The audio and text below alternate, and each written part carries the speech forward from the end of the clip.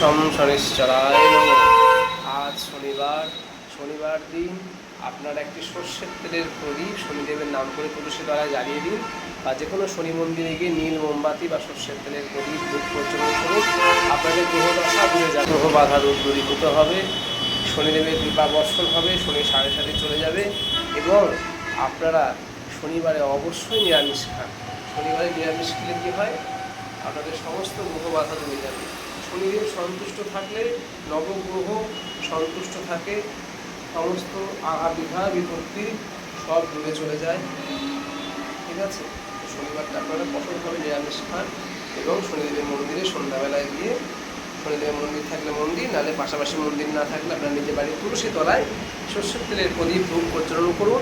নীল ফুল, আতপ চাল, দ্রব্য দিয়ে শনিদেবের নামে অর্ঘ্য দিন, বেলপাতা দিয়ে, তাহলে শনিদেব সন্তুষ্ট হবে। শনিদেবের নামে লুট দেন, গুড়ের বাতাসা বা কেউ সিন্নি করে তুলসী তলায় দিতে পারেন। ঠিক আছে, আর শনি মন্দিরে গিয়ে পুজো দিয়ে আসলেও হবে, যার যেমন সামর্থ্য সে সেই রকম করবে। ঠিক আছে, এতে আপনাদের শনি গ্রহের দশা দূর হবে, শনিদেবের সাড়ে সাথেই চলে যাবে। আপনারা শনিবারে কালো তিল,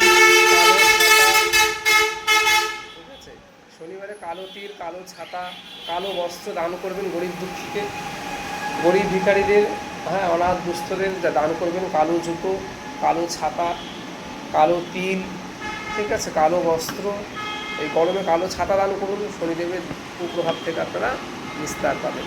ওম শম শনিশ্চরায় নমঃ বলে শনিদেবের নামে অর্ঘ্য দেবেন, শনিদেবের পূজা করবেন। এটা আপনাদের সর্বাঙ্গীন মঙ্গল হবে, সুপ্রভাত, সবার ভালো কাটুক। গুরুদেবের চরণে, মাতা পিতার চরণে নমস্কার করে আজকের দিনটা আপনারা শুরু করুন। এই বলে এখানেই বক্তব্য শেষ করলাম। জয় গুরু, জয় মা, জয় রাধেশ্বর, জয় শনিদেব। সবাই ভালো থাকুন, সুস্থ থাকুন, আনন্দে থাকুন, এই প্রার্থনা করে সবার ভগবানের চরণে। ঠিক আছে, সুপ্রভাত।